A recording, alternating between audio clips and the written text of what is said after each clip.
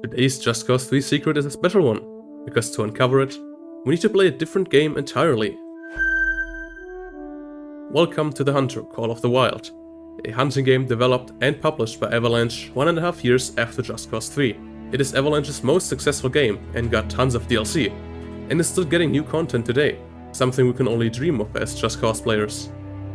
The one content pack that's interesting to me is this one, the ATV, which is the only way in the entire game to get any type of vehicle. And recently I got curious, could there be test vehicles hiding in the DLC? And turns out there are. Not only is there a debug version of the default ATV, there are 5 unique Just Cause 3 vehicles left in this DLC. Hiding in this DLC we can find the Autostrat Clatterer ATV, as well as its Z80 and custom version. A debug version is here too, but the debug versions are just a copy of the regular version, so nothing special. These were presumably used for testing vehicle mechanics before the proper ATV for this game was made. The Breeze 32 sailboat and the Ubus Eagle helicopter are here too. The Just Cause 3 ATVs work perfectly fine. The only thing that's broken about them is that the character's hands don't properly attach to the steering rack.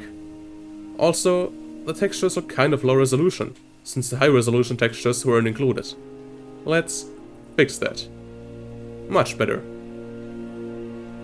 They're much faster than the regular ATVs.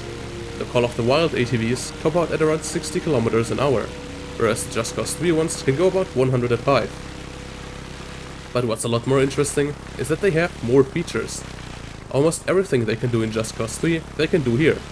Getting dirty, performing parts, a working brake light, even parts detaching. It all works. None of which the default ATVs can do. Even the special things like the Z80 effects work.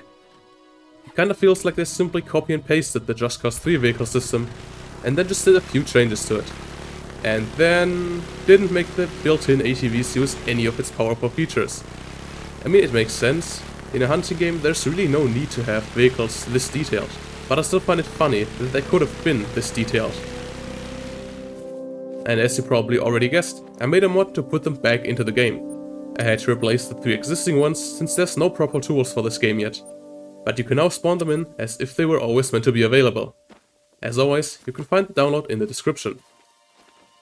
Without any modifications, only the Z80 and debug versions can spawn. Additionally, there's references to other Just Cause 3 vehicles. The Weimaraner W3 Civilian, Civilian Z80, Military Z80, and debug versions are mentioned, but also the cancelled Just Cause 3 Snowmobile. Why these would be in here, I don't know. Though sadly, none of their files are actually in the game, so you can't spawn those. Even a handful of models of the CS Navajo helicopter are here, but it's nothing major, only some damaged parts. So what about the boat and heli that actually have 4 files? Well, here are other models. The game does not seem to support boats or helis, and they just don't spawn. Or maybe it does support them, I don't know for sure yet. I have a suspicion these 2 are just not set up properly. Guess we'll know more once proper tools become available. So get subscribed if you want to be notified about that in the future. It does seem like the game still attempts to spawn them, because after force spawning them, the game is giving us some very familiar behavior. The map screen stops loading, fast traveling soft locks the game, and no more structures and terrain load in.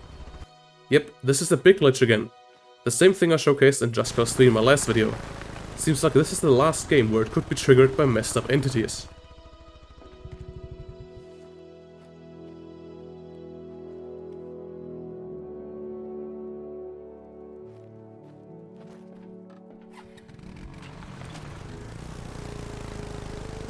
Additionally, while working on making the game spawn the Just Cause 3 ATVs, I discovered something interesting.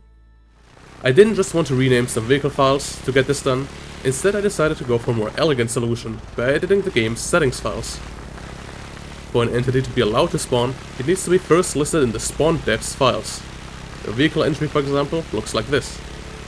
The name at the top is what the game uses to request it. Basically, just like calling someone's name to get their attention.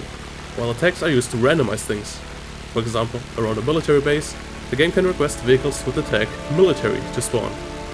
That way, it just picks a random vehicle that has this tag. I assume that's how animals in TheHunter are set up as well, so you can get specified, randomized groups of animals in different parts of the map. But it also uses tags to spawn the 3 ATVs.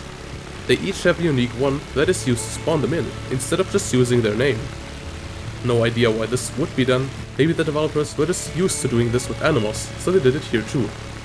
I can't say for sure, but this seems like the most likely explanation. But this is what I did to make them spawn. It just cost 3 ATVs. I just gave them the spawn tag that the game requests, then spawning them from the menu. And that would be everything for this video. Give the mod a try if you own the game. Thank you for watching, and I'll see you next time.